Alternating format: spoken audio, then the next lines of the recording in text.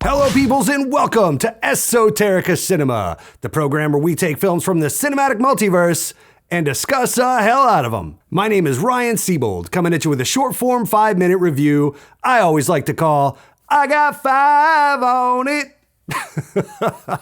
We did these for our audio show for years. I swore I was never going to do that, but here we are. And now we're bringing them back to video. As you can see, I'm here without my co-host Jason Peters today, and that means there's nobody to tell me I can't get weird. How weird, you ask? Well, Hundreds of Beavers weird. That's right, today we're talking about the 2022 cult favorite, Hundreds of Beavers. And no, this is not a 1970s adult film starring Dirk Diggler. You know what? I'm the biggest star here, man. That's the way it is. This film takes place in frontier-era North America, and it's about a drunken applejack liquor salesman who loses it all and must reinvent himself, becoming North America's greatest fur trapper by defeating hundreds and hundreds of beavers. I should also mention right up top, this is mostly a silent film, but more in a Wile E. Coyote sense. Once the opening song fired up, I was having so much fun I barely noticed. The film was made on a budget of $150,000, is directed and edited by Mike Cheslik, and stars Ryland Brix and Cole Tooze as our main character, Olivia Graves, Wes Tank, and Doug Manchesky. Now, high level, I absolutely adored this film. I went into this mostly blind based on a recommendation by my co-host Jason Peters, who sent me the trailer. I'd say this makes for the best viewing experience, so I'm going to go ahead and keep this review mostly spoiler-free. So after seeing the trailer, you'd be forgiven if you assume, like I did, that this movie would be a one-trick pony and get stale by the second act. This is absolutely false, and I was consistently impressed by how the film continued to find new exciting and hilarious ways to keep me engaged and care about these characters. The world building is fantastic, even using a video game style map to let the audience know where all these things are happening in relation to each other and how one trap can impact the next in a very Rube Goldberg kind of way.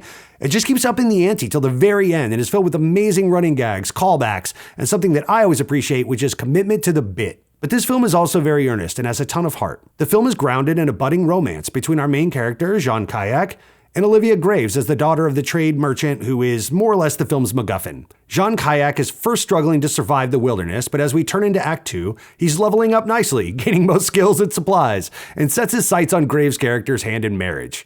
I found myself invested way more in all these characters than I ever thought I would be, considering most of them are wearing loose-fitting animal costumes.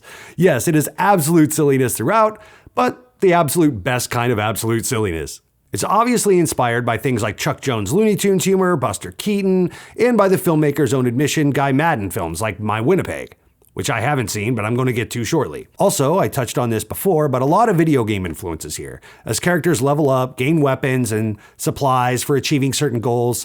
Think Legend of Zelda meets Oregon Trail. For some real quick backstory, the filmmakers Mike Cheslik and Ryland grew up together in Milwaukee, Wisconsin, way back in high school. Cheslik went to NYU and then worked as an animator for The Get Down by Baz Luhrmann, as well as Fox Sports, which helped prepare him for this movie as he handled all the visual effects and animation work himself in Adobe After Effects. They got their start in 2018 with their previous film, Lake Michigan Monster, which is in a similar style as this, and I cannot wait to get to ASAP. It looks fantastic. They shot this on a Panasonic GH5 camera, which is a tiny little mirrorless camera you can get for about $1,600. So don't feel limited by your tech, kids. Just go film something. They shot this in upstate Wisconsin over 4 years from 2019 to 2022. Director Cheslik said it was a weird coincidence that they were able to keep production going during COVID when all other productions were shut down, as there were only a few of them on set at any given time. In fact, sometimes it was just Mike and Ryland. They were miles away from society, and most of the extras are even masked up in mascot-style costumes. So safety first, kids. They shot mostly on location in harsh winter conditions with near to below zero temperatures. So there was very little to no improvising. The film was storyboarded and in some cases animated ahead of time.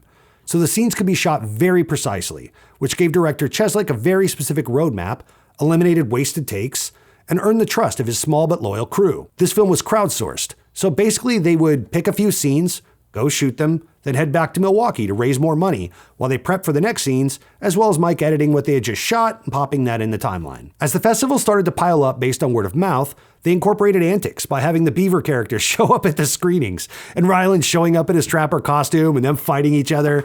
His word of advice was always put your main character in a big hat so they could wear it at festivals to get attention.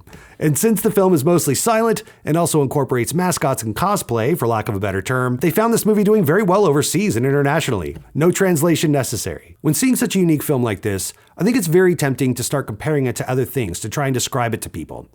I remember wrestling with this after seeing Kung Fu Hustle for the first time, which also shares elements from this film. It's like Bugs Bunny, Rabbit and Costello, etc., etc. And you're not wrong per se, but though it has similar ingredients, the ultimate finished product ends up being something like I've never seen before. I can go on and on about facts and notes, but the only thing I really want to leave you with here is that this movie is so much fun. I had a stupid, childlike, dopey grin ear to ear the entire time. My 3 adjectives to describe this film are simple, and that it was simple in its premise and concept. So simple, in fact, that it left me wondering why nobody had really made something like this before. Robust? Because though it was simple in concept, it was handled with so much love and care by the filmmakers that it never felt cheap or hollow. And original, as it built on old creative foundations to somehow create something so refreshing and new. I'm giving this one 4.5 stars, and it'll definitely go down as one of my favorite movies I'll see this year. Well, that's it for me. Catch us soon on another episode of Esoterica Cinema!